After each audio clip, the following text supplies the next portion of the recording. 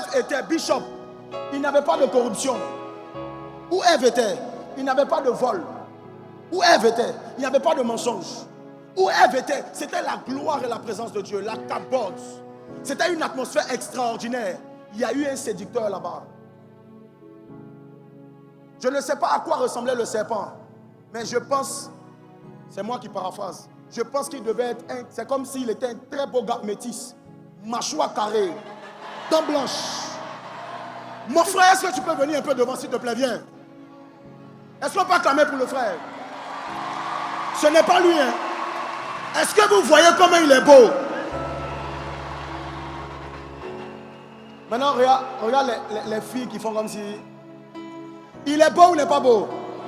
C'est un bel homme. Tu es marié? Tu es fiancé? Très bien.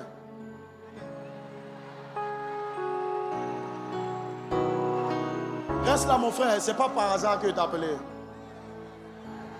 Regardez. Le serpent. Le serpent. Une femme qui est sortie.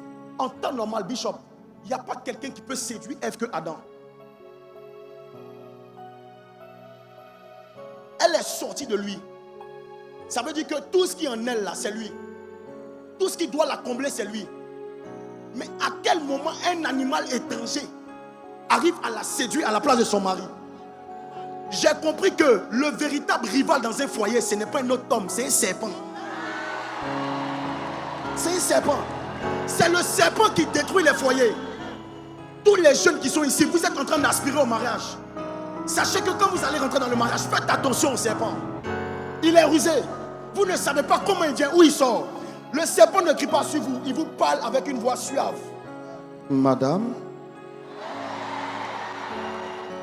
Ça veut dire, le serpent connaît ton goût. Il sait comment il va te parler et puis ça va te séduire. Oui, il sait. Il sait. Il sait. Mais je lève ma main droite et je déclare au nom de Jésus. Aucune action du serpent n'aura un impact sur ta vie dans le nom de Jésus. Toute ruse du diable ou séduction est nulle et sans effet au nom de Jésus. Les couples mariés qui sont ici, vous êtes protégés par la puissance de Dieu. Gardez de la séduction du serpent au nom de Jésus. Donnez bon amen à Jésus. Bon mon frère, en plus il a porté une chaussure en peau de serpent. Zoomez sur la chaussure s'il vous plaît.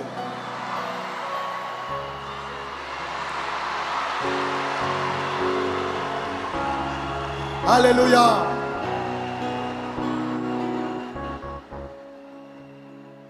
Je donne la pensée et puis on continue. Tu es dans une grâce, dans une période extraordinaire.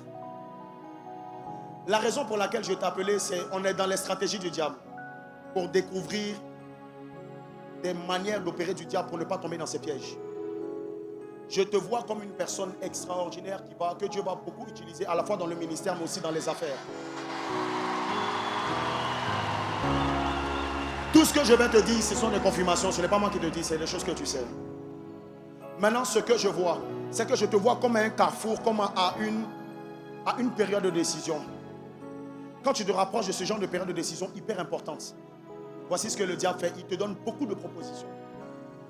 Je parle notamment par rapport aux relations. Je pense que vous suivez mon point.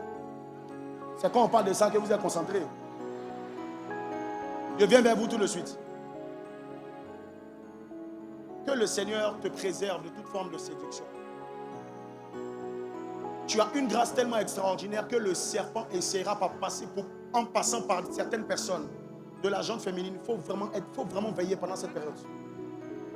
Mon gars, veille comme tu n'as jamais veillé. Veille comme tu n'as jamais veillé. Fais attention. Parce qu'il y a une personne spéciale, et peut-être qu'elle est ici. Hein. Je ne sais pas. Peut-être qu'elle n'est pas ici aussi. Mais en tout cas, ce sera une véritable aide pour ton ministère. Et pour ce que le Seigneur t'appelle à faire. Que Dieu te bénisse abondamment. Que la faveur et la grâce de Dieu demeurent sur toi. Au nom de Jésus. Amen.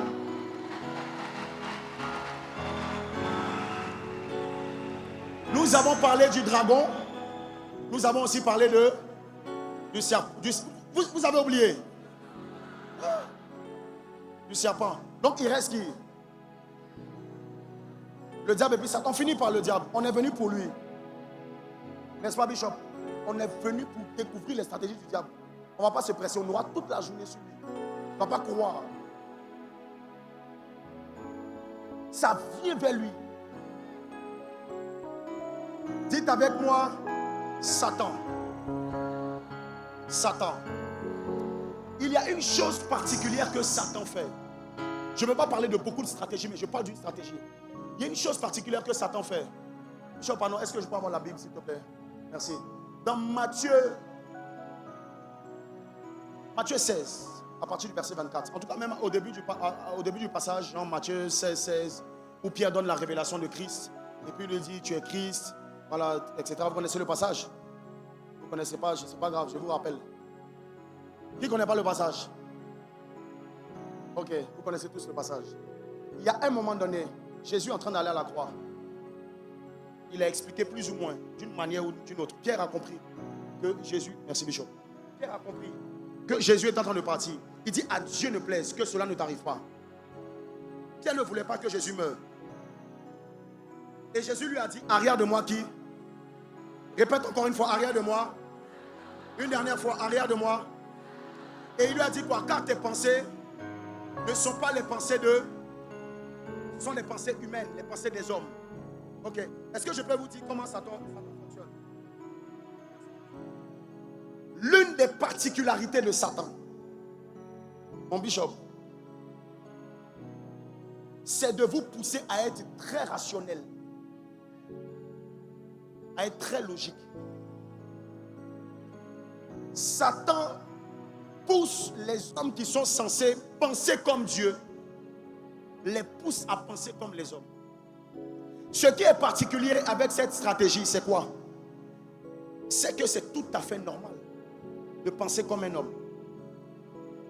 Tu vois? Quand il regarde Pierre, il lui dit, arrière de moi, Satan. Il dit, quand tes pensées ne sont pas les pensées, mais ce sont les pensées des hommes. En quoi les pensées des hommes sont dangereuses? Et c'est là où Satan arrive à attaquer beaucoup de membres de nos familles et même beaucoup de jeunes. Parce que dans l'église de Dieu, on veut penser comme des hommes. Penser comme des hommes dans l'église de Dieu, c'est penser comme Satan. En fait, quand tu venais à l'église, on t'a dit que 1 plus 1 égale à 2. On t'a menti. Dans l'église, là, ce n'est pas 1 plus 1 qui égale à 2. Il y a des actions que Dieu va te demander de faire. Ça n'a aucune raison. Aucun sens selon les hommes. Mais tout est sens selon Dieu.